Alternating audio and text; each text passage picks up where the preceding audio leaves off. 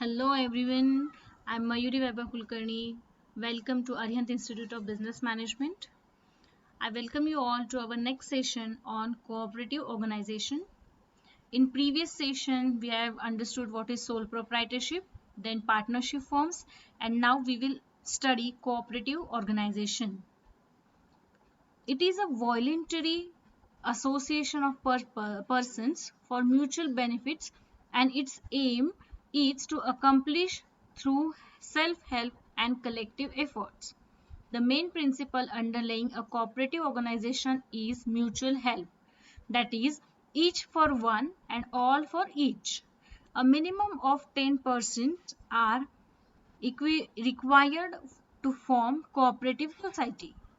To be called a cooperative society, it is must be registered with the Registrar of Cooperative Societies under the Cooperative Society Act. The capital of cooperative society is raised from its members by the way of share capital.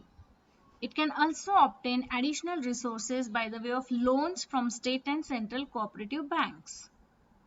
A cooperative society has much in common with partnership. Notes yet there are differences between the two types of organization. In partnership, mutual benefit is restricted by partners only, but in cooperative society, it extends to its members as also public. For example, in a consumer cooperative store or a cooperative credit society, the benefits are available to the members as well as to the general public also. Besides, partnership requires existence of some business activity, whereas a cooperative firm may be formed whenever individuals have common needs which are difficult to fulfill single-handed. Also, registration is optional in the case of partnership, but it is compulsory in case of cooperative society. Now, let us understand what are the types of cooperative societies. First is Consumers Cooperative Society. Consumers cooperatives are organized by consumers to eliminate middlemen and to establish direct relations with the manufacturer or wholesaler. These societies are formed by the consumers to ensure a steady supply of goods and services of high quality at reasonable price. It purchases goods either from the manufacturer or wholesaler for sales at reasonable prices. The profit, if any, is distributed among the members as divided in the ratio of capital contributed, and also bonus in the proportion to the purchases made by them. Then Producers Cooperative Society. Producers Cooperative are formed to help members in procuring inputs for production of goods or services. These societies generally provides raw material, tools and equipment and other common facilities to its members. Then this helps them to concentrate their attention on production of goods. The society provides inputs to the members and takes over their output for the sales to outside. The basic of distribution of bonus is the goods delivered for sales by each member. Then next type is cooperative marketing societies. Cooperative marketing societies are voluntarily association of small producers who find it difficult to individually sell their products at a profit. The main purpose of such a society is to ensure a steady and favorable market for the output of its members. The output is pooled together and sold at the best price. The sale proceeds are distributed in the proportion to the contribution of members to the pool. Marketing cooperative eliminates middlemen and ensures honest trading practices and accounting of the same. Then cooperative credit societies.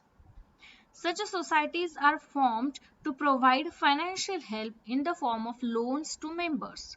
The funds of these societies consist of share capital contributed by the members and deposits made by them and outsiders.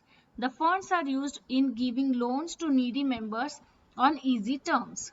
Thus, the members are protected from the exploitation of moneylenders who charge very high rates of interest. Then cooperative farming societies. In cooperative farming societies, small farmers join together and pool their resources for cultivating their land collectively. Their objective is to achieve economies of large-scale farming and maximizing agricultural output. Such societies are particularly important in case of countries like India, where agriculture suffers from excessive subdivision and fragmentation of land. Cooperative farming makes it possible for the members to use modern tools and equipments, good quality seeds, fertilizers, and irrigation facility in order to achieve high production. Then cooperative housing society. They are formed to provide residential accommodation to the members. They undertake the purchase and development of land or construction of house flats on a land. Some housing cooperative provides their members with necessary loans at low rates of interest to build house. These societies are gaining popularity in big cities. Now let us understand what are the characteristics of cooperative organization. The first important characteristic is it is a voluntary association. In cooperatives, the membership is totally voluntary. Anybody having a common interest is free to join a cooperative society. The member can also leave the society anytime after giving proper notice. So it is totally on a voluntary basis. Then another important characteristic is equal voting rights. In a cooperative society, the principle of one man, one vote is adopted. A member has only one vote in respective of number of shares he has. Thus, a cooperative society is run of democratic principles. Then it is also an legal entity. A cooperative society is required to be registered under Cooperative Society Act. The registration provides it a separate legal entity. It exists is quite different from members.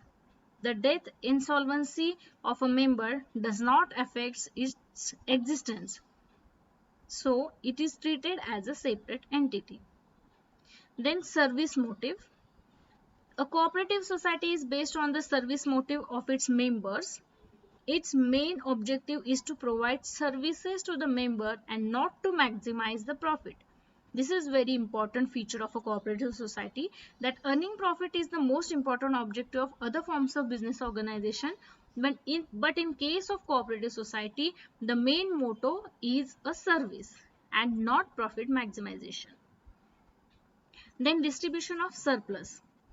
Out of the profit of the cooperative, members are paid dividend and bonus. The bonus is given according to the volume of business transacted by each member with the cooperative society. For example, in a consumer cooperative society, bonus is paid in a proportion to the purchases made by members during year. So these are the important characteristics of cooperative organizations. Then merits of cooperative organization. First important merit is it is very easy to form a cooperative society because it is a voluntary association and it may be formed with a minimum of 10 adult members. Its registration is very simple and can be made without much legal formalities. Then it has an open membership. Membership in a cooperative society is open to all having a common interest. A person can become member at any time he likes and can leave the society by returning his share without affecting its continuity. Then democratic management. Cooperative society is managed in a democratic manner. It is based on the principle of one man, one vote. All members have equal rights and can have a voice in its management. Then again important benefit is limited liability. The liability of a members of cooperative society is limited to the extent of capital contributed by them. They don't have to bear personal liability for the debt of the society. Then stability. A cooperative society has a separate legal existence. It is not affected by the death or insolvency of any of its members. It has fairly stable life and continues to exist for long period. Then economic operations. The operations of cooperative society is quite economical due to the elimination of middlemen and the voluntary service provided by its members. Then government patron. Government gives all kind of help to cooperative society such as loans at lower rate of interest and relief in taxation. Then other benefit includes certain non-economic benefits are also divided by members through cooperative. Credit cooperative, for instance, promote habits of thrift and produces. Cooperative encourage joint activity among the members as well. Then the limitation of cooperative societies. It has the first very important limitation of limited capital. Cooperatives are usually at a not advantages in raising capital because of the low rate of return on capital investment by members. Then inefficient management. The management of cooperative society is generally inefficient because the managing committee consists of part-time and inexperienced people. Qualified managers are not attracted towards the cooperative on account of its limited capacity to pay adequate remuneration. Then absence of motivation. A cooperative society is formed by the mutual benefit and the interest of individual members are not fully satisfied. There is no direct link between effort and rewards. Hence, the members are not having any motivation to put their efforts for cooperative societies. Then difference and factimalization among the members. Once the initial enthusiasm about the cooperative idea is exhausted, the difference and the group conflict arise among the members. Then it becomes very difficult to get full cooperation of members. The selfish motives of members begin to dominate and service motive is sometimes forgotten. So this was all about cooperative societies. Thank you so much.